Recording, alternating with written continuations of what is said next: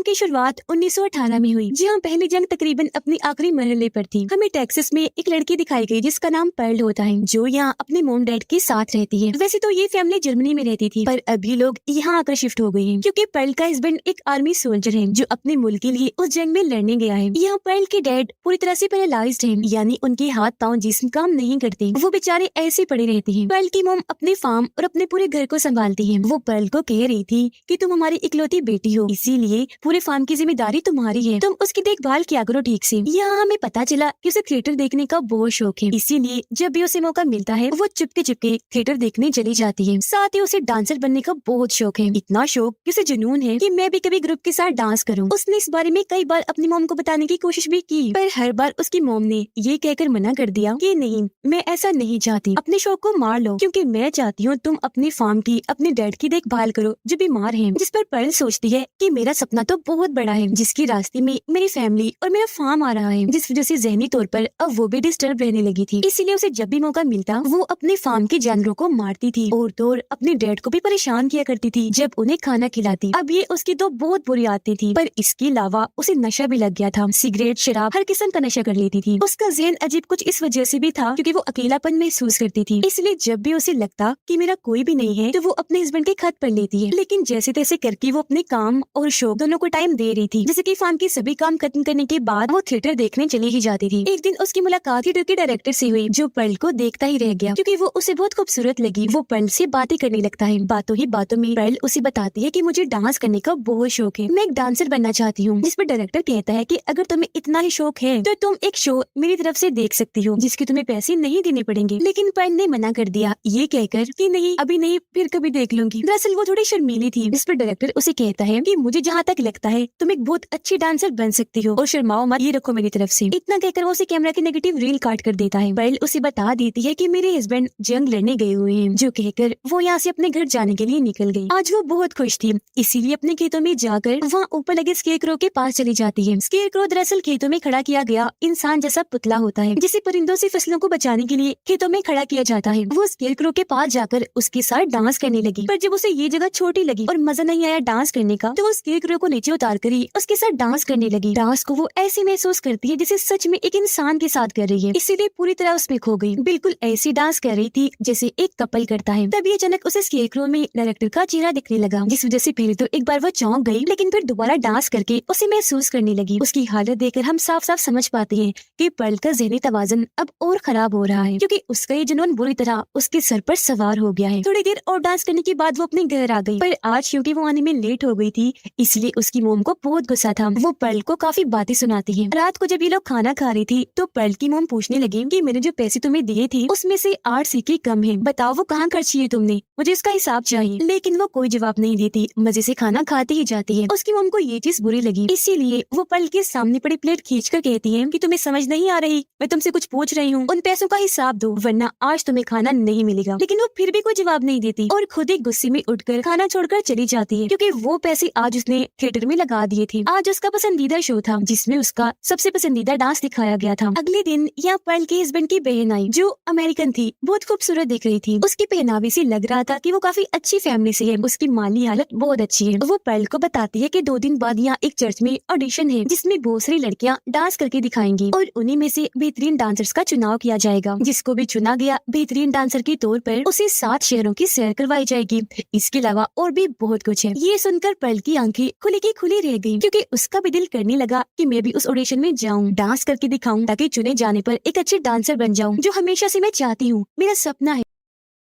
उसके हस्बैंड की बहन कहने लगी कि मैं भी यहाँ ऑडिशन देने ही आई हूँ, पर मैंने इस बारे में किसी को कुछ नहीं बताया। पर्ल कहती है मेरा भी दिल कर रहा है, मैं भी डांसर के लिए ये ऑडिशन देना चाहती हूँ। इस पर वो कहने लगी कि ठीक है आज ना तुम भी, पर किसी को बताना मत। उसके जाने के बाद पर्ल बहुत ज्यादा खुश नजर आ रही थी, क्योंकि उसके पास एक मौका आ रहा था जब उसका वो सपना पूरा हो सकता है जो हमेशा से उसके दिलो दिमाग पर सवार था। रात को थिएटर जाकर डायरेक्टर से मिली, उसे बताती है कि मेरा एक ऑडिशन है, पर मेरे अंदर इतना कॉन्फिडेंस नहीं है कि मैं किसी के सामने डांस करूँ, क्योंकि मैंने मैंने आज तक कभी ऐसा किया ही नहीं। मुझे किसी भी हाल में वहाँ कामयाब होना है, लेकिन मेरे अंदर इतनी हिम्मत नहीं, तो मुझे नहीं लगता ऐसा कुछ हो पाएगा। जो सुनकर डायरेक्टर उसे समझाने लगा कि तुम दिल छोटा मत करो, मुझे उम्मीद है तुम वहाँ बहुत अच्छा करके दिखाओगी, क्योंकि वो दरअसल उसकी उम्मीद बढ़ा रहा था, उसके अंदर कॉन्फिडेंस पैदा कर रहा था। साथ ही वो उसे यहाँ एक ऐसी फिल्म भी दिखाता है जो उस वक्त थिएटर में दिखाने की इजाजत नहीं थी, क्योंकि उसे गैर कानूनी माना जाता है। वो बच्चों की देखने की फिल्म नहीं थी। उसका मकसद सिर्फ ये था कि मजीद पल के अंदर कॉन्फिडेंस आए। साथ ही वो उसे समझा भी रहा था कि तुम्हें कभी अपने सपनों को पीछे नहीं छोड़ना, हमेशा उनका ये सोचकर पीछा करती रहना कि एक ना एक दिन उन्हें पूरा कर ही दूंगी, फिर चाहे इसके लिए तुम्हें कुछ भी करना पड़े। पर्ल कहती है कि मैं भी ऐसा ही चाहती हूँ, लेकिन अपने सपने को पूरा करने के चक्कर में मैं अपनी फैमिली को नहीं छोड़ सकती, उन्हें मेरी जरूरत है। जो कहने के बाद वो अपने घर आ गई। रात को पर्ल अपने हस्बैंड की तस्वीरें देखने लगी, क्योंकि वो उसे बहुत याद कर रही थी। वो सोचती है कि आज इस मुश्किल घड़ी में मुझे मेरे हस्बैंड की जरूरत है, जो मेरे पास है ही नहीं। साथ ही वो यहाँ इतनी खुद गर्ज होकर ये भी सोच रही थी कि मेरे सपने के रास्ते में मेरी फैमिली आ रही है, इसीलिए कुछ ऐसा हो कि वो मर जाए। अगले दिन वो अपने डैड को झील किनारे ले गई,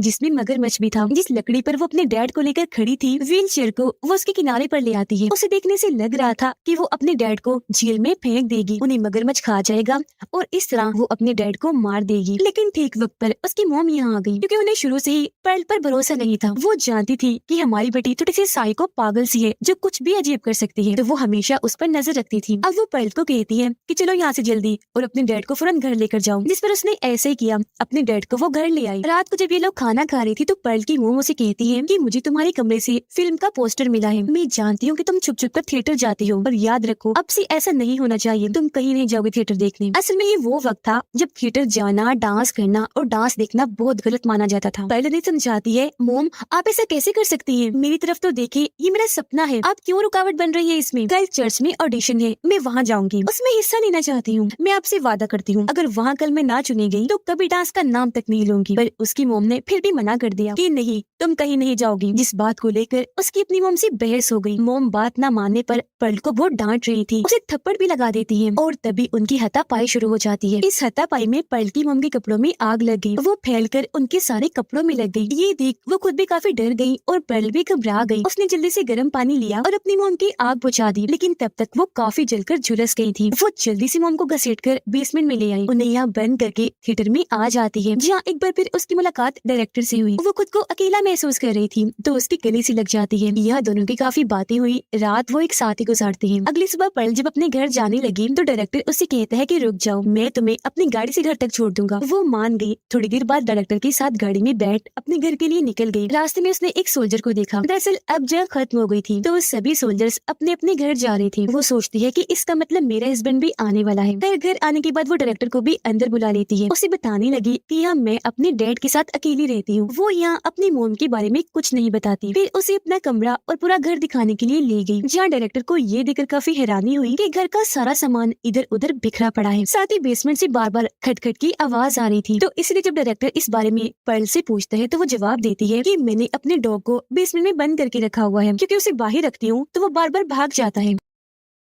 अब पर्ल को महसूस हुआ जैसे डायरेक्टर को कोई गड़बड़ लग रही है, तो वो उसका ध्यान भटकाने के लिए उसे शेड में ले गई, जहाँ उसने अपने सभी जानवरों को रखा हुआ था। वो बारी बारी सब जानवरों के नाम बताती है। डायरेक्टर पूछता है, और तुम्हारे डॉग का उसका क्या नाम है? जिस पर वो बिना सोचे समझे बोल देती है कि मेरे पास तो कोई डॉग है ही नहीं। हालांकि कुछ देर पहले उसने बताया था कि मैंने अपने डॉग को बेसमेंट में बंद किया हुआ है, और ये बात डायरेक्टर ने भी नोटिस कर ली, तो उसे भी अजीब महसूस होने लगा। पर्ल को जब एहसास हुआ, ओ गॉड, ये मैंने क्या बोल दिया, गलती हो गई, तो कुछ देर के लिए वो भी शांत रही। उसे ऐसा देखकर डायरेक्टर को भी और अजीब लगने लगा। वो कहता है, अच्छा पर्ल, मैं चलता हूँ, मुझे कोई जरूरी काम है। तुम ऐसा करो, अपनी डांस प्रैक्टिस करो, ताकि वहाँ अच्छे से करके दिखाओ। उसके जाने की बात सुनकर पर्ल को लगा कि इससे मेरे ऊपर शक हो गया है। जब ये यहाँ से जाने की बात कर रहा है, अगर ये बाहर गया तो मेरे बारे में सबको बता देगा और फिर मेरे लिए खतरा बन सकता है। इसलिए वो गुस्से में पूछती है, ये तुम अचानक जाने की बात क्यों कर रही हो? तुमने यहाँ कुछ देखा है? इस पर डायरेक्टर कहने लगा कि नहीं बाबा, मैंने कुछ नहीं देखा, रिलैक्स रहो, मुझे काम है बस, इसीलिए जा रहा हूँ। लेकिन पर्ल को उसकी बातों पर अभी भी यकीन नहीं आ रहा था, इसीलिए उस पर चिल्लाने लगी। अब उसका ये रूप देखकर तो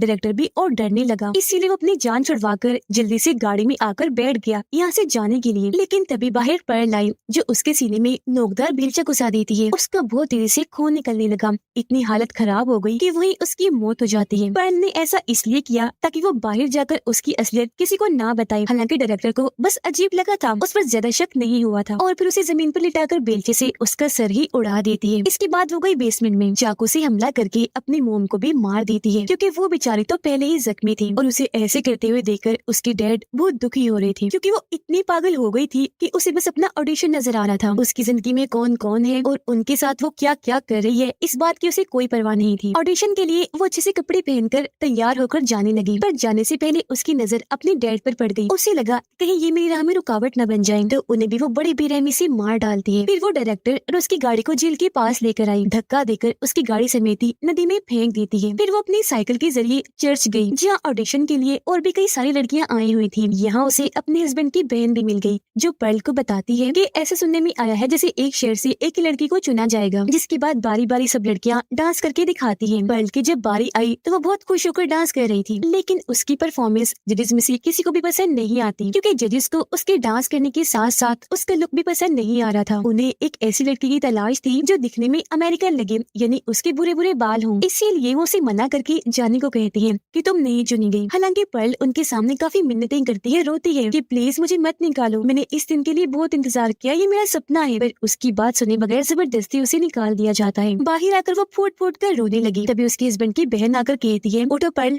चलो घर चलते हैं। जिसके बाद वो दोनों घर आ गए। घर आकर भी वो बहुत दुखी नजर आ रही थी, क्योंकि कहीं ना कहीं उसे अपनी गलती का एहसास हो रहा था कि जिस ऑडिशन के लिए मैंने आज 3-3 लोगों का खून कर दिया, मुझे वहाँ पर चुना भी नहीं गया और बेइज्जती करके निकाल दिया। उसके हस्बैंड की बहन कहने लगी पर्ल संभालो खुद को, मुझे अपनी दोस्त ही समझो, मैं तुम्हें यहाँ संभालने तसल्ली देने आई हूँ। जो कहकर वो उससे बातें करने लगी। बातों ही बातों में वो कह देती है कि अगर तुम मुझसे अपने दिल की कोई बात करना चाहती हो जिसका बोझ तुम्हारे दिल में है तो तुम कर सकती हो। पर्ल कहती है कि अब मुझे अपने हस्बैंड के वापस लौटने का कोई इंतजार नहीं है, अगर वो जंग में शहीद भी हो जाए तो मुझे कोई फर्क नहीं पड़ता। जो सुनकर वो काफी हैरान रह गई। यहाँ पर्ल ये सच भी बता देती है कि आज मैंने किस तरह अपने ही घर में 3-3 लोगों का खून कर दिया है। मैं बहुत दुखी भी हूँ। मैंने ये नहीं सोचा कि जिनको मैं मार रही हूँ उनसे मेरा क्या रिश्ता है। मैंने अपनी फैमिली, दोस्त जैसे साथी को भी नहीं छोड़ा। जो सुनकर उसके हस्बैंड की बहन बहुत ज्यादा परेशान हो गई। साथ ही पर्ल से अब उसे डर भी लग रहा था, लेकिन वो समझदार थी। यहाँ वो अपने डर को अपने चेहरे पर आने नहीं देती, क्योंकि वो जान चुकी थी कि पर्ल एक साइको पागल है। अगर इसे मुझ पर भी शक हुआ तो मेरे साथ भी कुछ गलत कर देगी, क्योंकि पागलपन में आकर उसने 3-3 लोगों को मार दिया। वो पर्ल के सामने नॉर्मल रहने की कोशिश करती है, बार बार तसल्ली देती रहती है। पर्ल कहती है कि मैं जानती हूँ ऑडिशन में तुम चुनी गई हो, क्योंकि जजेस को अमेरिकन जैसी दिखने वाली लड़की चाहिए थी, जिसके बुरे बुरे बाल हो, बिल्कुल तुम्हारी तरह, जो कि तुम ही हो। दरअसल अब तक उसने पर्ल को बताया भी नहीं था कि मेरा चुनाव हो गया है या नहीं। तो अब जबकि पर्ल को पता चल गया था तो वो काफी डर गई और इस बात को कबूल कर लेती है कि हाँ पर्ल, तुम बिल्कुल ठीक कह रही हो, मेरा चुनाव हो गया है।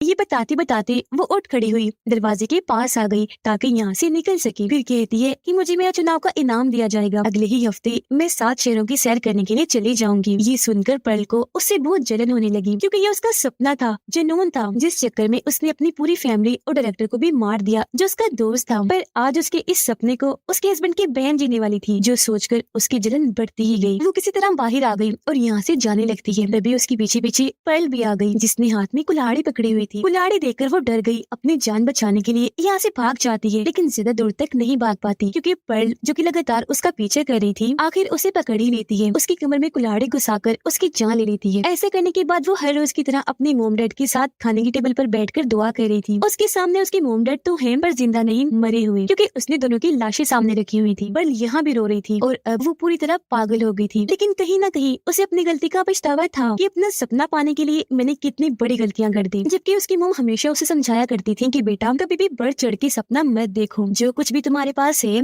उसके साथ ही खुशी से सब्र शुक्र करके जियो, अपनी उसी चीज को बेहतर से बेहतरीन बनाओ। लेकिन वो तो अपना सपना पूरा करने के लिए इतना खो गई कि उसने इस जुनून में 4-4 लोगों को मार दिया और आखिर में खुद भी पागल हो गई। जिस पागलपन में वो अपनी फैमिली को अब बेहतरीन बनाना चाहती है, टेबल पर बैठकर अपने हस्बैंड के आने का इंतजार करने लगी। अगले ही दिन उसका हस्बैंड आ गया, लेकिन ये देखकर काफी हैरान रह गया कि टेबल पर पर्ल के मोम डैड की लाशें पड़ी हैं। इससे पहले वो कुछ समझता, यहाँ पर्ल आ गई, जिसके चेहरे पर अजीब सी मुस्कुराहट थी। बोलती है आ गए आप, मैंने कितना इंतजार किया, हमेशा आपकी राह देखी, आ जाए खाना खाते हैं। यहाँ वो मुस्कुरा तो रही थी, पर ऐसा लग रहा था जैसे अपना दर्द छुपाने की कोशिश कर रही है। तो इस कहानी से हमें ये सबक मिला कि हमें अपने सपनों के पीछे इस कदर नहीं भागना चाहिए कि उसे हासिल करने के चक्कर में हम अपना वो सब कुछ खो दें जो पहले से हमारे पास मौजूद है, जो हमारे लिए हमेशा बेहतरीन था। इसके अलावा इंसान को प्रैक्टिकल हकीकत पर यकीन रखने वाला होना चाहिए। ये कहानी इधर ही खत्म हो जाती है।